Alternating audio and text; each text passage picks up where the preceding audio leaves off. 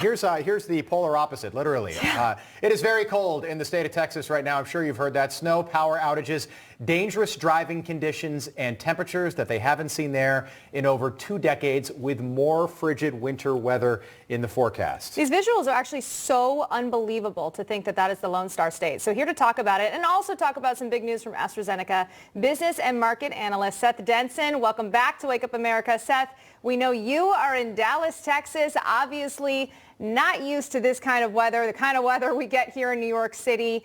Your pool froze over. I think we have an image of that as well. We've seen people snow skiing over by the Austin, Texas Capitol. Things we would never expect to see. It's so surprising, but now we're hearing so many people are without power. How are you doing?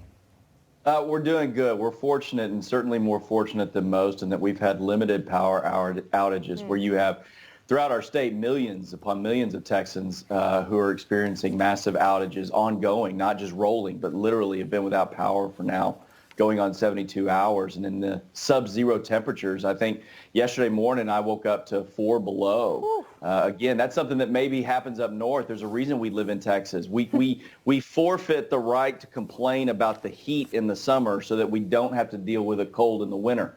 And certainly we're having to deal with it now, and it's no fun for anyone. And actually, we're losing lives, so it's really tragic. You know, we showed a picture there. You look like me when I was a little kid. Like, you know, when a kid's not totally used to getting dressed for the cold weather, you don't deal with it down there. The mixed match clothes. That's definitely. I don't know if we've got the picture again, but you've got like a yellow hat that you won at like a bar promo or something. You know. Hey, that's my Lorax hat, man. My kids got that. That's Dr. Seuss's the Lorax. Yes. Yeah, but that's your pool.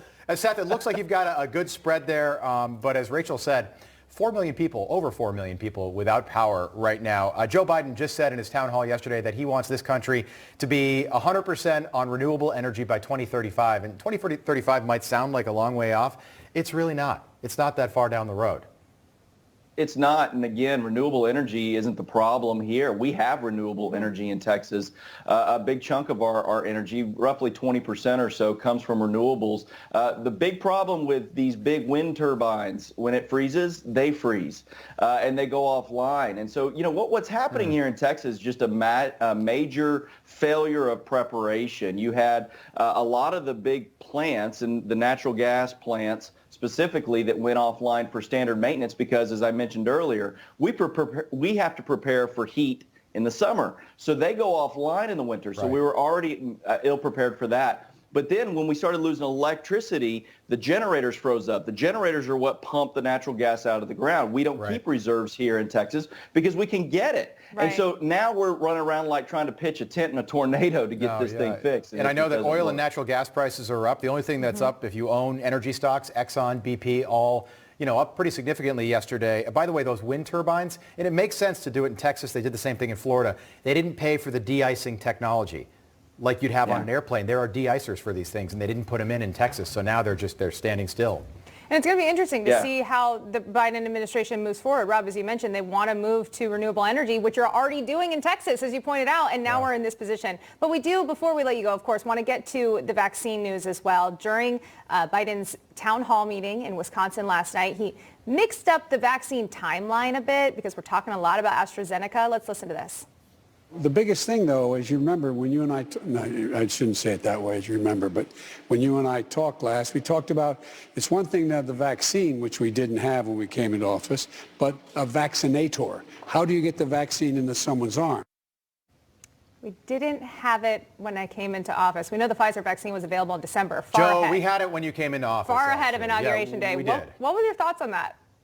Yeah, listen, I don't even know what to say to that. I mean, again, there's everything that the left can do to try to not give any credit to the Trump administration and the accomplishments that were done under his watch. I mean, talk about in Monday Morning Quarterback certain things that could have been done better, but one thing goes without saying, and that is that we had a vaccine in record time. It was out before Joe Biden became president, and it was getting put into people's arms, and we are now on the downward track on this, in large part because of the work that was done ahead of time. Yeah, Seth, I'll tell you what, it's always interesting when Joe Biden is off teleprompter, much like it was when Donald Trump was off prompter, but I think for different reasons. I think also with this AstraZeneca vaccine, it's not available in the U.S. That could happen.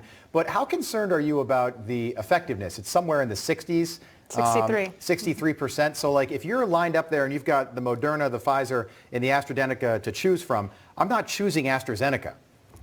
No, I don't think anyone is. I think that the AstraZeneca approval, and again, it's interesting that it is only 63% efficacy, but it's not the mRNA technology, so maybe that's part of it. But this is widely going to be sent to third world countries, countries that don't have infrastructure to help people with COVID, that we just need to get something in people's arms. And 63% is better than 0%.